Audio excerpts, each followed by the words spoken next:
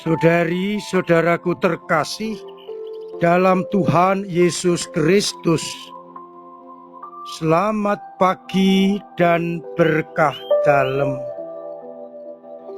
Kita berjumpa kembali dalam renungan harian Rabu 6 November 2024.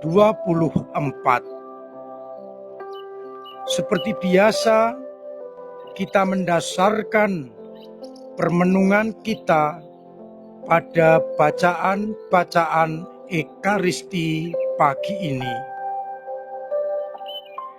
Bacaan yang pertama dari surat Paulus kepada jemaat di Filipi bab 2 ayat 12 sampai 18. Paulus menegaskan dan mengajak umat agar mengerjakan keselamatan karena Allah lah yang telah mengerjakan dalam diri mereka. Paulus mengajak agar umat melaksanakan dengan tidak bersungut-sungut dan berbantah-bantah, agar nanti mereka kedapatan tidak beraib dan tidak bernoda sebagai anak-anak Allah yang tak bercela. Mereka hendaknya terbedakan dari angkatan yang bengkok hatinya. Sedangkan pada bacaan Injil Lukas bab 14 ayat 25 sampai 33. Yesus berbicara soal bagaimana konsekuensi dan syarat mengikuti Yesus. Jika seorang datang kepadaku dan tidak membenci bapaknya, ibunya, istrinya, anak-anaknya, saudara-saudarinya, bahkan nyawanya sendiri, ia tidak dapat menjadi muridku. Barang siapa tidak memanggul salibnya dan mengikuti aku, ia tidak dapat menjadi muridku. Kemudian disampaikan pengajaran, seorang yang mau membangun menara hendaknya duduk membuat anggaran belanja dahulu, apakah uangnya cukup atau tidak untuk menyelesaikan pekerjaan itu. Jangan-jangan ia tidak dapat menyelesaikannya dan orang lain mengejeknya. Atau raja yang hendak melawan raja lain dengan kekuatan lebih, ia akan menanyakan syarat-syarat perdamaian agar tidak terjadi peperangan dan ia dikalahkan. Saudari-saudaraku terkasih, Santo Paulus mengingatkan kepada jemaat di Filipi dan kepada kita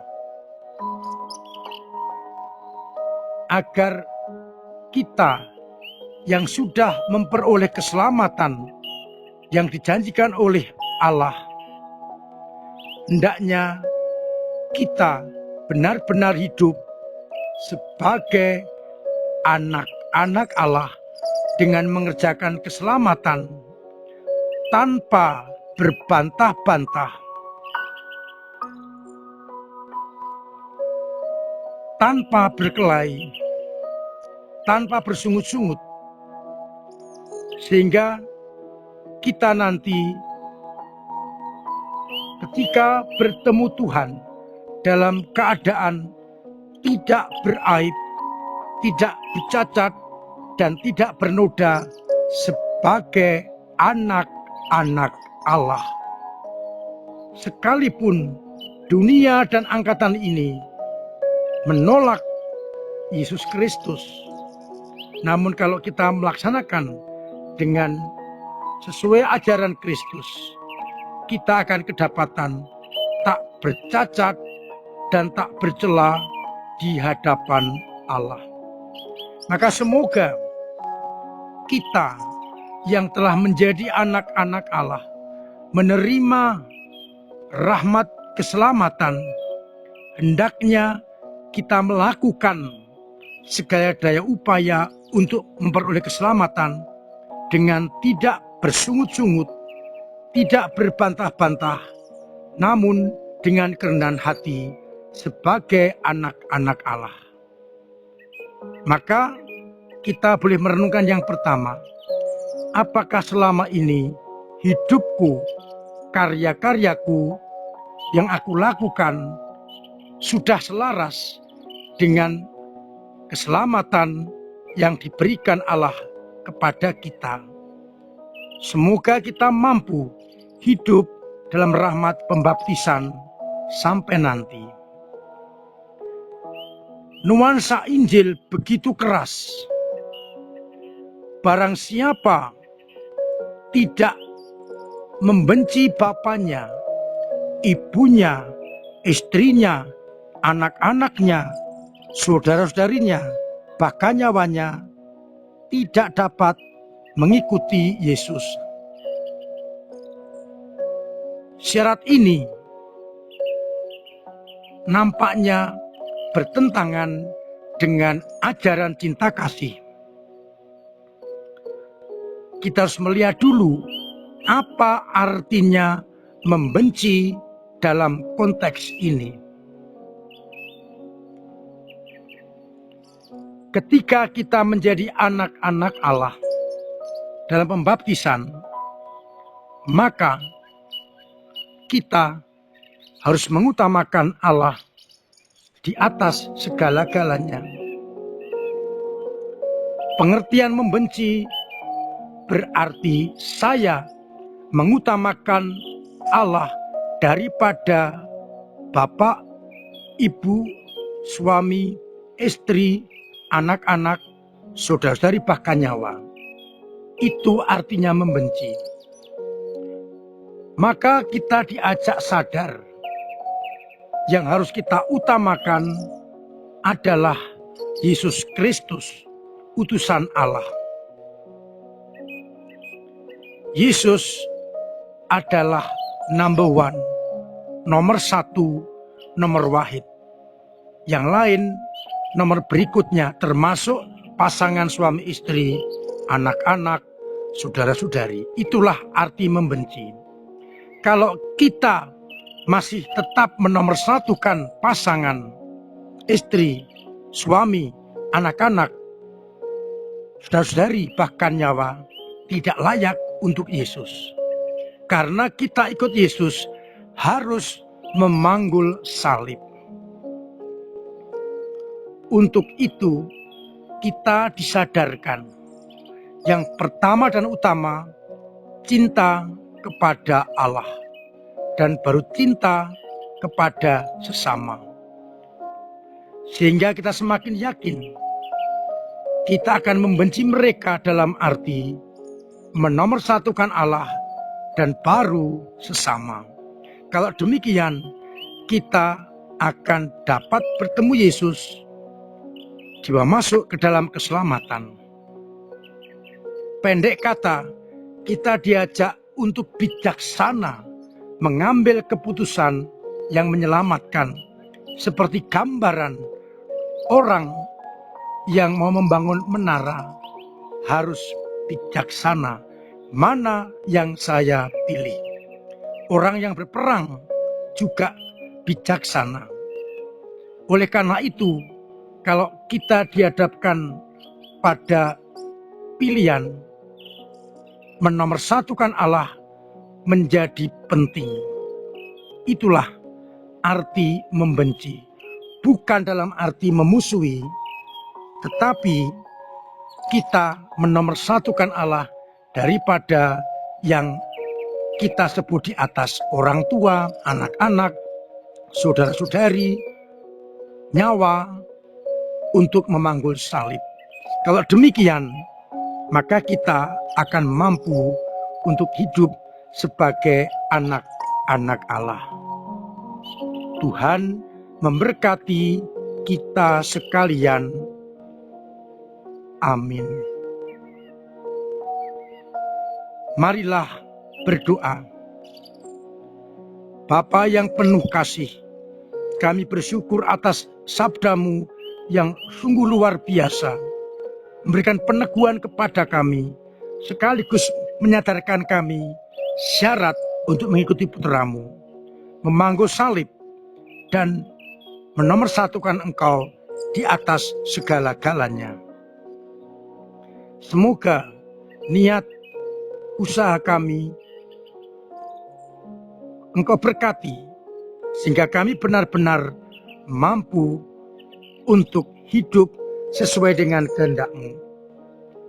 Kuatkanlah iman kami yang kadang lemah, bangunkan bila jatuh, dorong bila mandek.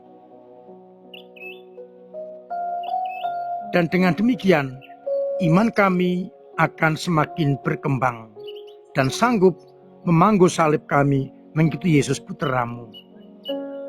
Semoga umat-Mu yang sakit Engkau sembuhkan, yang punya beban berat Engkau ringankan, yang punya persoalan Engkau bantu untuk mengurai, dan yang kesulitan ekonomi Engkau beri keberhasilan usahanya, agar akhirnya mereka tetap merasakan cinta kasih-Mu. Untuk itu, bantu kami dengan berkat-Mu sendiri, Bapa dan Putra dan Roh Kudus. Amin. Saudari-saudaraku terkasih dalam Kristus, tetap saya ajak untuk terus-menerus melaksanakan pola hidup sehat, agar kita terbebas dari segala mara bahaya dan penyakit, sehingga kita tetap sehat dan bisa memuliakan Tuhan. Terima kasih untuk semua usaha panjenengan dalam menghidupi gereja lewat doa-doa, lewat pemberian diri, tenaga dan karya, termasuk waktu dan juga dana, yang sungguh membuat gereja mampu melayani umat Allah. Pengorbanan panjenengan, tenaga dan doa luar biasa menjadi pendorong gereja mewartakan Injil. Kita bersyukur atas hati yang baik dari panjenengan semua. Hasil amplop misi luar biasa, melebihi tahun lalu. Puji Tuhan, panjenengan sungguh menjadi perpanjangan tangan Allah. Sangat berguna bagi para misionaris dan umat yang dilayani. Sabtu dan Minggu 9 dan 10 November ini akan ada teman-teman dari Paroki Banyu Temumpang yang akan menggalang dana untuk pembangunan kapel. Maka saya ingatkan, kebaikan hati yang sudah teruji ini hendaknya kita teruskan dengan memberikan dana untuk mereka. Mereka akan membawa amplop yang dibagi saat sebelum misa dan akan dikumpulkan setelah misa. Saya berharap umat kudus tetap berprinsip berbagi dengan sesama. Untuk korban gunung meletus di Flores masih akan kita bicarakan besok malam. Harapannya kita tetap terbuka dan berbagi dengan mereka. Mudah-mudahan Tuhan segera memberikan jalan keluar yang terbaik dan kita mampu untuk memberikan bantuan kepada mereka. Orang muda Katolik, saya undang hari Sabtu tanggal 9 jam 6:30 malam untuk mengikuti Ekaristi Kaum Muda atau EKM Serayon Busidiana di Mandala Graha. Kita wujudkan, kita tampilkan kreasi masing-masing paroki, dan tersedia banyak door prize yang akan bisa dibawa pulang. Saya undang semua OMK hadir di Mandala Graha. Akhirnya saya mengucapkan selamat pagi, selamat merenungkan, salam sehat, Tuhan memberkati.